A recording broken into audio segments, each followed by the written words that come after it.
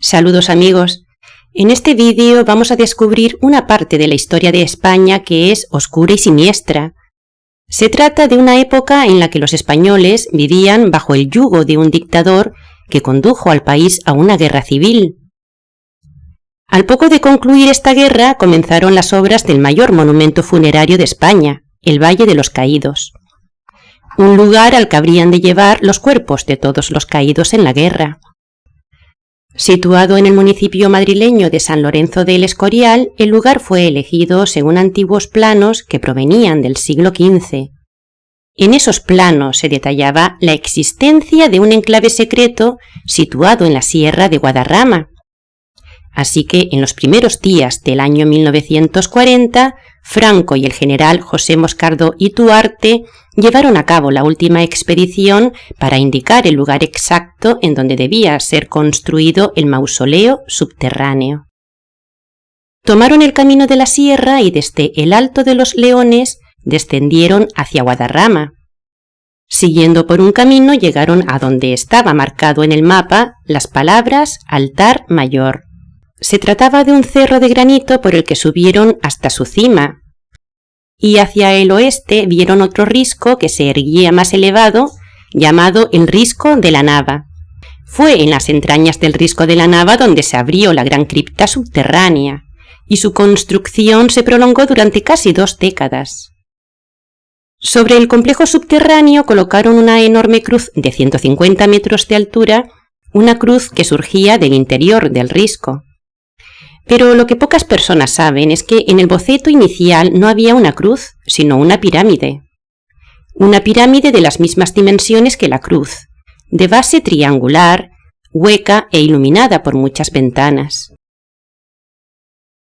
En el año 1959 se terminó de construir el complejo subterráneo del monasterio de la Santa Cruz y la basílica, cuyas dependencias pasaron a ser custodiadas por monjes benedictinos. Estos monjes procedían del monasterio de Santo Domingo de Silo, en donde se encontraban multitud de manuscritos antiguos que ellos guardaban celosamente. Estos documentos fueron trasladados a las dependencias del Valle de los Caídos, un lugar repleto de símbolos religiosos y de historias bíblicas. La basílica consta de 6 capillas que se encuentran adornadas con tapices del siglo XVI, que son copias de otros originales correspondientes al siglo XV. Y el tema central de estos tapices es el Apocalipsis de San Juan. Hay escenas del fin del mundo, así como del Ángel de la Salvación y también del Arca de la Alianza. Caminando hacia el altar aparece representada la Virgen bajo 6 diferentes nombres que en realidad son 6 asignaciones militares diferentes. Así tenemos a María Inmaculada asignada como la patrona del arma de infantería del ejército, la Virgen de la Merced, patrona del ejército de los Andes, ejército que se inauguró en la época de los Reyes Católicos. También tenemos a la Virgen del Carmen, que es la patrona de la Marina, la Virgen de Loreto, patrona del Ejército del Aire, la Virgen de África, patrona del Ejército Español del Norte de África, y la Virgen del Pilar, patrona de la Guardia Civil, así como también patrona de España y de la Hispanidad. También en la basílica hay 4 arcángeles de bronce de 7 metros de altura, entre los que se encuentra Rafael, que tiene un pez en la mano, Miguel con una espada, Gabriel con una flor y por último Azrael. Conocido como el ángel de la muerte, Azrael no porta nada en las manos, sino que las tiene unidas y levantadas por encima de su cabeza. Está encapuchado y su mirada se encuentra dirigida hacia abajo, cuando el resto de los arcángeles dirigen su mirada hacia el cielo. Azrael es el encargado de conducir a los fallecidos hacia el mundo subterráneo, porque en este mausoleo reposan los restos de decenas de miles de personas cuyos cuerpos fueron llevados a ese lugar sin el consentimiento familiar. Y muchos de estos cuerpos fueron extraídos de fosas comunes que eran provisionales. Allí, en el Valle de los Caídos, se encuentran los cuerpos de los que murieron en la guerra, tanto de un bando como del otro, pero también los cuerpos de los que fueron asesinados antes y después de la contienda. Este monumento funerario, que por cierto es el mayor emblema del franquismo, fue diseñado para ser construido sobre un vórtice de energía telúrica y se encuentra conectado subterráneamente con el monasterio del Escorial, del que le separan 10 kilómetros. No podemos entender el verdadero significado oculto del Valle de los Caídos sin conocer el Escorial y la labor que se llevó a cabo en este monasterio durante el periodo en el que el poder mundial se encontraba en España. Mandado construir por el rey Felipe II de Habsburgo en el siglo XVI a petición de su padre, el complejo se encuentra situado sobre un vórtice de energía telúrica, y sus pasadizos subterráneos discurren por estas líneas de energía. Así uno de ellos conecta con el Valle de los Caídos, mientras que otro conecta con el altar mayor. Toda esta zona se llamaba antiguamente la Boca del Infierno, por sus numerosas entradas al mundo subterráneo. Y donde el rey Felipe mandó construir el Escorial es ni más ni menos que una de las entradas al mundo subterráneo más antiguas e importantes del planeta. Por este motivo, justo allí se edificó una réplica exacta del Templo de Salomón, en donde el rey colocó su trono de oro decorado con leones, emblema de la tribu del rey David. Ahora podemos entender por qué corona la ciudad de Madrid la estatua del gigante Satanás. Siglos después de Felipe II, fue el general Franco quien, siguiendo sus pasos, mandó abrir otra puerta al infierno. Y lo hizo gracias al trabajo de miles de presos que no eran afines al régimen. Estas personas habían sido arrestadas porque estaban en el bando de los derrotados, por lo que fueron considerados pecadores. Franco les dio la oportunidad de redimir sus pecados con los trabajos forzados en el mausoleo. Y fue así como miles de penas de muerte fueron cambiadas por 30 años de prisión. Y esos 30 años podían ser muchos menos, de tal manera que se reducía un día de condena por cada 5 días trabajados en el Valle de los Caídos. Cuando los presos terminaban de redimir sus pecados, eran recompensados con viviendas de protección oficial. Fue el almirante Carrero Blanco, mano derecha de Franco, quien se encargó de gestionar las adjudicaciones de estas viviendas, que fueron construidas por toda España. El escudo del patronato de la vivienda tiene el símbolo de la Falange, del partido político del franquismo. Y el líder de este partido de la Falange era José Antonio Primo de Rivera, quien fue asesinado en 1936, justo en el mismo año en el que comenzó la guerra.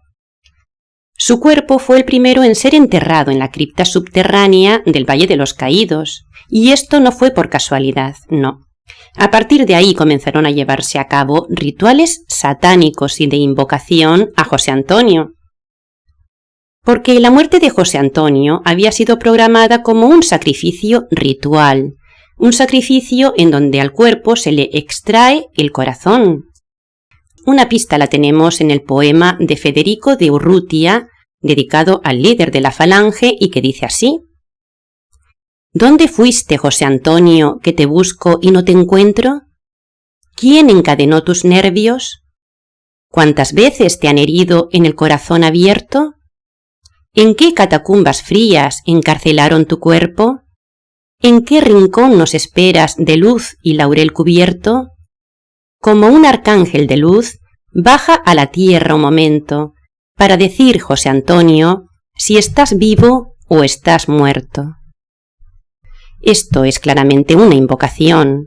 Es importante saber que, al contrario que los seres humanos, que cuando morimos vamos a dimensiones elevadas, la élite gobernante, los Anunnaki, tienen sus laboratorios genéticos en ciudades subterráneas, a donde van sus espíritus cuando mueren. Y es allí donde se les asignan también nuevos cuerpos, nuevas encarnaciones. Este proceso aparece descrito en el libro de los muertos egipcio, que también detalla la magia ritual de invocación de los muertos. Se trata de rituales en donde la Virgen, la diosa Anunnaki Inanna, tiene un papel muy destacado, puesto que es la que abre las puertas al infierno. De hecho, en la entrada a la Basílica del Valle de los Caídos se encuentra una gran puerta que contiene los 15 misterios del Rosario de la Virgen. Y avanzando por la cripta hay imágenes de la Virgen que taponan las puertas de los osarios que contienen los restos de las personas asesinadas. Quienes asistían a esos rituales, todos hombres y todos poderosos, por supuesto, eran conscientes de que en la siguiente reunión ellos mismos podían estar ya en el otro lado, y entonces sus nombres serían inscritos en un cortinón negro como mérito por ser un caído por Dios y por la patria. La palabra clave para que la persona que se había ido al otro lado se pudiera presentar en espíritu era la exclamación «presente». Esta palabra fue mandada esculpir en todas las iglesias junto al nombre de los caídos. El caso es que todos debían servir a la patria vivos, pero también después de la muerte. Y esto aparece reflejado en el himno franquista llamado Cara al Sol, cuya letra dice así: Cara al sol con la camisa nueva que tú bordaste en rojo ayer. Me hallará la muerte si me lleva y no te vuelvo a ver. Formaré junto a mis compañeros que hacen guardia sobre los luceros, impasible el ademán y están presentes en nuestro afán. Si te dicen que caí, me fui al puesto que tengo allí. Es evidente que en este contexto la muerte es un honor por el servicio a la patria. Y claro, cuando mueren van a formar parte de otro ejército, un ejército que se encuentra en ese lugar subterráneo. Así, cuando José Millán Astray, fundador del Tercio de Extranjeros en el norte de África, recibió a los primeros voluntarios, les dijo lo siguiente: Os habéis levantado de entre los muertos, porque no olvidéis que ya estabais muertos, que vuestras vidas estaban terminadas. Habéis venido aquí a vivir una nueva vida por la cual tenéis que pagar con la muerte. Habéis venido a morir. Y claro, tras la muerte sus cuerpos eran trasladados al Valle de los Caídos. Pero ¿toda esta macabra obra fue tan solo el fruto de la perturbada mente de Franco o había alguien más por encima de él?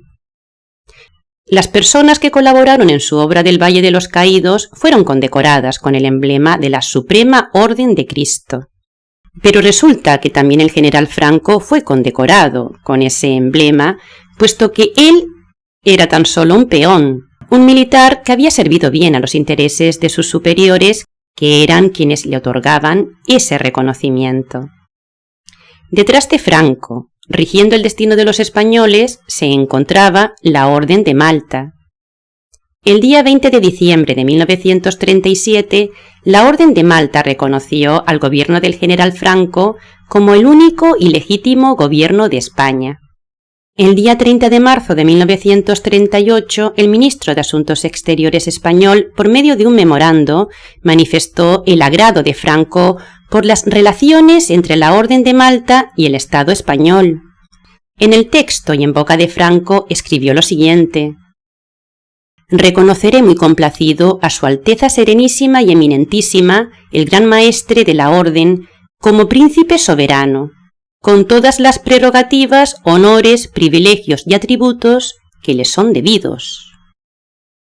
Pero hay un dato que es esclarecedor y es la simbología. Podemos observar cómo existe una clara relación entre el emblema de la falange y el escudo de la familia Rothschild. El yugo y las flechas son también el símbolo de la monarquía española, el emblema personal de los reyes católicos en cuya época fue añadido al escudo real. Estamos hablando de un poder en la sombra con multitud de peones, un poder que se ha perpetuado hasta el día de hoy y que elige determinadas fechas para llevar a cabo sus rituales. Durante la dictadura franquista, los principales acontecimientos se llevaron a cabo un día 20, tanto de noviembre, que es el mes de los muertos, como de diciembre, que es el solsticio de invierno. Así, José Antonio Primo de Rivera murió el 20 de noviembre de 1936. La Orden de Malta reconoció al gobierno de Franco como legítimo el 20 de diciembre de 1937. El almirante Carrero Blanco fue asesinado el 20 de diciembre de 1973. Y Franco murió el 20 de noviembre de 1975. Españoles, Franco ha muerto. Aunque parece que sigue a la cabeza de su ejército post-mortem dirigiendo al Partido Popular, un partido que continúa la obra que el dictador construyó durante los 40 años que duró su dictadura. El gobierno del PP se niega sistemáticamente a sacar los restos de Franco del Valle de los Caídos, a pesar de la petición popular que también reclama la evacuación de los cuerpos de las personas enterradas allí para que éstos puedan ser entregados a sus familiares. Pero afortunadamente al día de hoy ese poder está en decadencia y ya se está evidenciando lo que se esconde detrás, la corrupción, los rituales satánicos en los que participan, los abusos a menores y el engaño al que tienen sometidas a las personas. Y la imagen de ese régimen se está deteriorando al mismo ritmo que lo hace el mausoleo del Valle de los Caídos. Porque afortunadamente todo tiene un principio, pero también un final. Hasta pronto, amigos.